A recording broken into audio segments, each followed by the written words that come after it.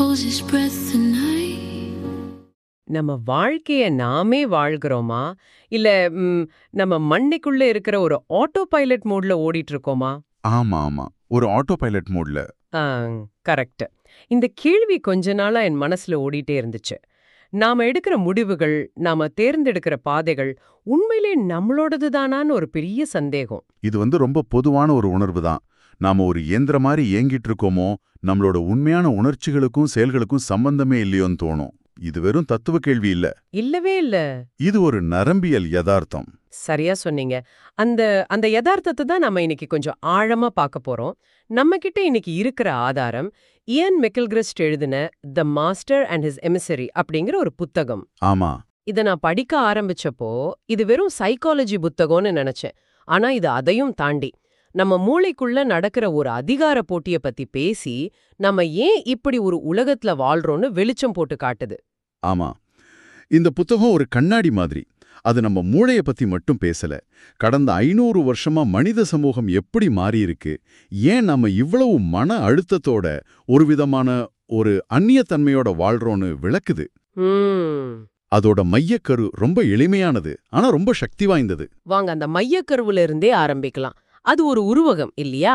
எஜமான் மற்றும் தூதுவர். அதேதான். கேட்கவே ஒரு கதை மாதிரி இருக்கும். ஆமா. ஆசிரியர் நம்ம மூளையோட 2 அரைக்கோளங்களையும், அதாவது வலது மூளை இடது மூளை, இத 2 கதாபாத்திரங்களா பாக்குறாரு. ஓகே. வலது மூளை ரைட் பிரெயின் தான் த மாஸ்டர், அதாவது எஜமான். எஜமான் ஞானமும் பரந்த பார்வையும் கொண்ட ஒரு ராஜா மாதிரி. இடது மூளை லெஃப்ட் பிரெயின் தான் த எமிசரி, அதாவது தூதுவர். ஆமா, அந்த ராஜாவோட திறமையான புத்திசாலியான தூதுவர் அல்லது உதவியாளர். ஓகே, ஒரு ராஜா ஒரு உதவியாளர். இந்த அமைப்பு நல்லாத்தானே இருக்கு. இதுல எங்க பிரச்சனை வருது? பிரச்சனை, அந்த உதவியாளர் ரொம்ப ரொம்ப திறமையானவர்.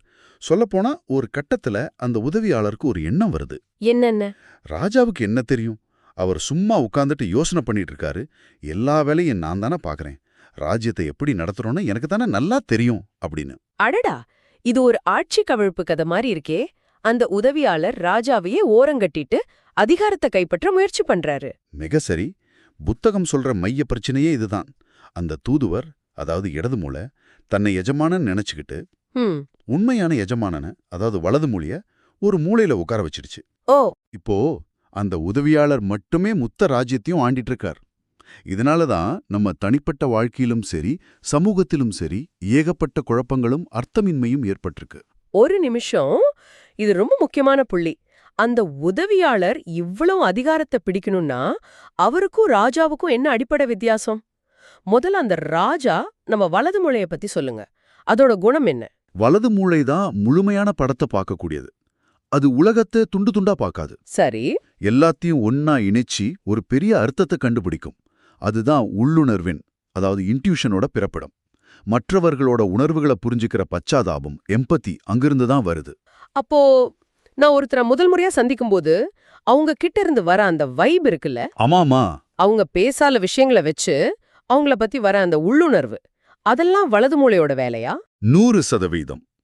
வலது மூளை மனிதர்களை வெறும் பொருட்களாகவோ, அவங்களோட பதவி, சம்பளம், ஜாதி இந்த மாதிரி ஏபல்களாகவும் பார்க்காது. அவங்கள உயிருள்ள ஜீவன்களா, உணர்வுகளோட பார்க்க வைக்கும். இசை, கலை, இயற்கை, ஆன்மீகம் இது எல்லாத்தோட ஆழமான தொடர்பும் வலது மூளைக்கு தான் இருக்கு. அது நிகழ்காலத்துல வாழுது. அப்போ அது உலகத்தை உணர்ந்து வாழுது. கரெக்ட். சுருக்கமா சொன்னா வலது மூளை உலகத்தை உணர்ந்து வாழ முயற்சி பண்ணும். சரி. அப்போ அந்த தூதுவர் இடது மூளை, அதுவும் ஒரு வில்லன் கிடையாதுன்னு சொன்னீங்க. அதோட பலம் என்ன? இடது மூளை ஒருபோதும் வில்லன் கிடையாது. அது ஒரு மிக மிக திறமையான கருவி. அதோட பலம் பகுப்பாய்வு, அனாலிசிஸ். அது உலகத்தை பிரிச்சு பார்க்கும், வகைப்படுத்தும், எல்லாத்துக்கும் ஒரு பெயர் வைக்கும், விதிகளை உருவாக்கும். தர்க்கம், கணக்கீடு, மொழி, இலக்கணம் இது எல்லாமே அதோட கட்டுப்பாட்டுல தான் இருக்கு. அப்போ நான் ஒருத்தர்கிட்ட பேசும்போது அவர் என்ன வார்த்தைகளை பயன்படுத்துறாரு, ஆமா, அவர் எந்த ஊர்லேருந்து வராருன்னு என் மனசுக்குள்ள ஒரு லிஸ்ட் போடுறது, அது இடது மூளையோட வேலை. அதேதான். ஒரு விஷயத்தை கட்டுப்படுத்தணும், கணிக்கணும், பிரிச்சு பார்க்கணும்னு நினைச்சா அது இடது மூளை. மிகச்சரி. அதே உலகத்தை பிரித்து அளந்து கட்டுப்படுத்த முயற்சி பண்ணும். ஒரு சிக்கலான கணக்க போடவோ, ஒரு திட்டத்தை வகுக்கவோ, ஒரு மொழியை கற்றுக்கொள்ளவோ இடது மூளை இல்லாம முடியாது. அது ஒரு அற்புதமான உதவியாளர். ஆனா பிரச்சனை என்னன்னா, அந்த உதவியாளருக்கு முழு படமும் தெரியாது. அதுகிட்ட துண்டு துண்டான தகவல்கள் தான் இருக்கும். புரியுது. ஆரம்பத்துல இந்த உதவியாளர் அந்த தகவல்களை எடுத்துன்னு போய் ராஜா கிட்ட கொடுத்து, மகாராஜா இதான் நிலவரம், நீங்க தான் எல்லாத்தையும் ஒன்னா பார்த்து ஒரு முடிவு எடுக்கணும்னு சொல்லி இருந்திருக்கணும். ஆனா இப்போ என்னாச்சு? இப்போ அந்த உதவியாளர், இந்த தகவல்கள் தான் உலகம், இதை தாண்டி வேற எதுவும் இல்லை, உணர்ச்சிகள் உள்ளுணர்வுகள் எல்லாம் வெறும் மாயை, எண்கள் தான் உண்மை, நான் சொல்றத மட்டும் கேட்டா போதும்னு சொல்லி ராஜாவோட குரலையே ஒலிக்க விடாம பண்ணிடுச்சு. இந்த அதிகார மாற்றம் நம்ம வாழ்க்கையே எப்படி பாதிக்குது? நீங்க சொன்னீங்க நவீன உலகமே இடது மூளையோட ஆதிக்கத்துல தான் இருக்குன்னு.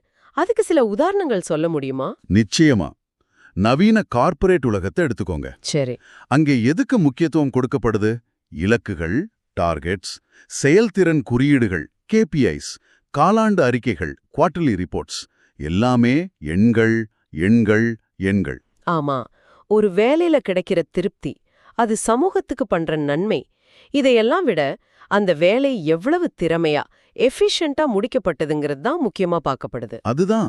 இதனால தான் நிறைய பேருக்கு வேலையில ஒரு விதமான சோர்வும் பர்ன் அவுட்டும் அர்த்தமின்மையும் வருதா? அதுதான் புள்ளி. எல்லாம் ரொம்ப திறமையா இயங்குது, ஆனா அதுல எந்த அர்த்தமும் இல்ல. மனிதர்கள் ஒரு இயந்திரத்தோட பாகங்கள் மாதிரி பார்க்கப்படுகிறார்கள். அதே மாதிரி இயற்கையை எடுத்துக்கோங்க. வலது மூளை இயற்கையை ஒரு தாயா, ஒரு அதிசயமா பார்க்கும். ஆனா இடது மூளையோட ஆதிக்கத்துல நாம இயற்கையை சுரண்டப்பட வேண்டிய ஒரு வளமா, ஒரு ரீசோர்ஸா பார்க்க ஆரம்பிச்சோம். ஆமா.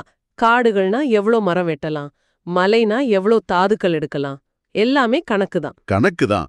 உறவுகள்ல கூட இது நடக்குதுன்னு நினைக்கிறேன். காதலையோ நட்பையோ உணர்றதுக்கு பதிலா நாம அதை அனலைஸ் பண்ண ஆரம்பிக்கிறோம். ஆமா.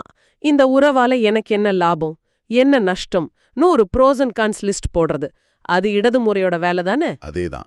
இதனால பச்சாதாபம் குறைஞ்சு உறவுகள் ரொம்ப மேலோட்டமா மாறிடுது. கலை, மதம், கல்வின்னு எல்லா துறையிலயும் இந்த தாக்கத்தை பார்க்கலாம்னு நினைக்கிறேன். கண்டிப்பா. கலை வடிவத்தை மட்டும் பார்த்து ரசிக்க முடியாம அதோட அர்த்தத்தை விளக்குன்னு கேக்குறோம். சரிதான். மதம் சடங்குகளா மாறிடுச்சு, அதுக்கு பின்னாடி இருந்த ஆன்மீக உணர்வு போயிருச்சு. கல்வி புரிஞ்சுக்கிறதுக்கு பதிலா மனப்பாடம் பண்றதா ஆயிடுச்சு. கேட்கவே ஒரு மாதிரி அழுத்தமா இருக்கப்போ இதுக்கு தீர்வே கிடையாதா? நாம இந்த உதவியாளரோட ராஜ்யத்துல தான் வாழ்ந்து முடிக்கணுமா? ஆசிரியர் இயன் மெக்கல்கிரீஸ்ட் என்ன சொல்றாரு? இல்ல, தீர்வு இருக்கு. அதுதான் இந்த புத்தகத்தோட மிக அழகான பகுதி. அப்படியா? ஆசிரியர் சொல்ற தீர்வு இடது மூளை அழிப்பது கிடையாது. அது ஒரு முட்டாள்தனமான யோசனை. ஏன்னா அந்த உதவியாளர் நமக்கு ரொம்ப முக்கியம். சரி. நம்ம நோக்கம் அந்த ஆட்சி கவிழ்ப்பை சரி செய்வதுதான். அதாவது ராஜாவை மீண்டும் சிம்மாசனத்துல உட்கார வைக்கணும். உதவியாளரை அவரோட சரியான இடத்துக்கு, அதாவது உதவியாளர் இடத்துக்கு அனுப்பணும். அருமை. அதுதான் தீர்வு. நாம வலது மூளையோட சக்தியை மீட்டெடுக்கணும். அந்த எஜமானனோட குரலுக்கு மீண்டும் செவி கொடுக்க ஆரம்பிக்கணும். இது கேட்க நல்லா இருக்கு. ஆனா நடைமுறையில இதை எப்படி செய்யறது? சரி, நான் இன்னையில இருந்து என் வலது மூளைய பயன்படுத்த போறேன்னு சொன்னா போதுமா? நம்மள சுத்தி இருக்கிற உலகமே இடது மூளையோட விதிகளின்படிதானே இயங்குது. ரொம்ப முக்கியமான கேள்வி.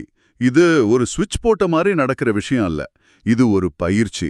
ஆசிரியர் சில நடைமுறை வழிகளை பரிந்துரைக்கிறாரு. ஓகே, என்ன மாதிரி வழிகள்? முதல் வழி வேகத்தை குறைப்பது. Slow down. நம்ம உலகம் ஏன் இவ்ளோ வேகமா ஓடுது? ஏன்னா வேகம், செயல்திறன் இதெல்லாமே இடது மூளையோட குணங்கள். நாம மெதுவா இருக்கும்போது தான் நம்மள சுத்தி என்ன நடக்குதுன்னு உணர ஆரம்பிக்கிறோம். ஆனா வேலையில இருந்து எல்லா இடத்துலயும் வேகமா தானே இருக்க சொல்றாங்க. மெதுவா இருந்தா சோம்பேறின்னு முத்திர குத்திடுவாங்களே. உண்மைதான். அதனாலதான் இது ஒரு தனிப்பட்ட பயிற்சி. ஒரு நாளைக்கு 5 நிமிஷம் எந்த வேலையும் செய்யாம சும்மா அமைதியா உட்கார்ந்து உங்க சுவாசத்தை மட்டும் கவனிக்கிறது ஒரு ஆரம்ப புள்ளியா இருக்கலாம். அது தியானம்னு கூட சொல்ல வேண்டாம். அது உங்க எஜமானனுக்கு, உங்க வலது மூளைக்கு நீங்க கொடுக்கிற ஒரு சின்ன இடைவெளி. சரி, வேகத்தை குறைக்கிறது. வேற என்ன? அதிகமா பேசாம அதிகமா கேட்கணும். லிசன் மோர். சரி. ஒருத்தர் பேசும்போது அடுத்து என்ன பதில் சொல்லலான்னு யோசிக்கிறது இடது மூளையோட வேலை. ஆனா அவங்க என்ன உணர்வோட பேசுறாங்கன்னு கவனிக்கிறது வலது மூளையோட வேலை. ஓ. அதே மாதிரி அதிகமா யோசிக்காம அதிகமா உணர முயற்சி பண்ணணும். Feel more. இதுக்கு ஒரு உதாரணம் சொல்லுங்களேன். ஒரு பூங்காவிற்கு போறீங்கன்னு வச்சுக்கோங்க. அங்கே ஒரு மரத்தை பார்க்கும்போது இடது மூளை உடனே அதை மரம்னு லேபிள் பண்ணி அடுத்த விஷயத்துக்கு தாவிடும். ஆமா, டிக் பண்ணிட்டு போயிடும். அதோட பிரம்மாண்டத்தை, அதோட இலைகள்ல படுற வெயில, காத்துல அதை அசைறத, அதோட இருப்ப உணரும். அந்த அனுபவத்துக்குள்ள மூழ்கும். அப்போ ஏதாவது ஒரு கலைய உருவாக்குறது, இசைய கேட்கறது, இயற்கையில நேரம் செலவிடுறது, இதெல்லாமே வலது மூளைய தூண்டக்கூடிய விஷயங்கள்னு சொல்லலாமா? நிச்சயமா. கலை என்பது வலது மூளையோட நேரடி வெளிப்பாடு. நீங்க ஒரு சிறந்த ஓவியரா இருக்கணும்னு அவசியம் இல்ல. சும்மா கிறுக்குனா கூட போதும். அந்த செயல்பாடு தான் முக்கியம். முடிவு முக்கியமில்ல. முடிவு முக்கியம் இல்ல. அதே மாதிரி எல்லாத்துக்கும் பதில் தேட முயற்சி பண்ணாம சில விஷயங்களை அதோட மர்மத்தோட அப்படியே ஏத்துக்க பழகணும். மௌனத்தை ரசிக்க பழகணும். இந்த புத்தகம் சொல்றத வச்சு பார்த்தா, உலகத்தை கட்டுப்படுத்த முயற்சி பண்ணாத, உலகத்தோட இணைந்திரு அப்படின்னு நம்ம வாழ்க்கையோட அணுகுமுறையையே மாத்திக்க சொல்லுது. இதைவிட சிறப்பா அந்த புத்தகத்தோட சாராம்சத்தை சொல்ல முடியாது. இடது மூளை உலகத்தை கட்டுப்படுத்த முயற்சி பண்ணும், வலது மூளை உலகத்தை ஏத்துக்கிட்டு அதோட ஒரு பகுதியா இருக்க முயற்சி பண்ணும். ஆமா, கட்டுப்பாடு அதிகமானா வாழ்க்கை குறையும், இணைப்பு அதிகமானா வாழ்க்கை விரியும். அப்போ நம்ம ஒரு முழுமையான மனிதனா வாழணும்னா இந்த இரண்டு மூளை பகுதிகளுக்கும் இடையே ஒரு சமநிலை தேவை. ராஜா ராஜாவா இருக்கணும், உதவியாளர் உதவியாளரா இருக்கணும். அதேதான்.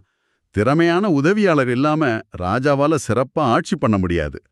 ஆனா ராஜாவோட ஞானமும் தொலைநோக்கு பார்வையும் இல்லாம உதவியாளரோட திறமை மட்டுமே ராஜ்யத்தை அழிவுக்கு தான் கொண்டு போகும். நாம அந்த அழிவோட விளிம்புல தான் இப்போ நின்னுட்டு இருக்கோம்னு ஆசிரியர் எச்சரிக்கிறார். அப்போ இந்த புத்தகம் ஒரு புத்தகம் மட்டும் கிடையாது. இது ஒரு எச்சரிக்கை மணி, ஒரு விழிப்புணர்வு அழைப்பு. ஆமா, நம்மளை திரும்பவும் மனிதர்களாக்க, அந்த இழந்த சமநிலையை மீட்டெடுக்க ஒரு வழிகாட்டி. ஆமா. ஏன் மெக்கில் கிறிஸ்ட் நம்மகிட்ட கேட்கறதெல்லாம் ஒண்ணுதான். உங்க ராஜ்யத்தோட உண்மையான எஜமானன் யார்? அவரோட குரலை கேட்க நீங்க தயாரா? இந்த உரையாடலை முடிக்கும்போது இத கேட்டுட்டு இருக்கிற உங்களுக்கும் அதே கேள்வியை விட்டுட்டு போகணும்னு ஆசைப்படுறேன். கொஞ்சம் கண்ணை மூடி யோசிச்சு பாருங்க. இன்னைக்கு காலையில இருந்து இப்போ வரைக்கும் உங்க வாழ்க்கையில எந்தெந்த முடிவுகளை உங்க திறமையான தூதுவர், அதாவது இடது மூளை எடுத்தார்? அந்த முடிவுகள்ல உண்மையிலே எது உங்க ஞானமான எஜமானனால வலது மூளையால் எடுக்கப்பட்டிருக்க வேண்டும்? இந்த ஒரு கேள்வி நம்ம வாழ்க்கைய நம்ம பார்க்குற விதத்தையே மாத்தலாம்.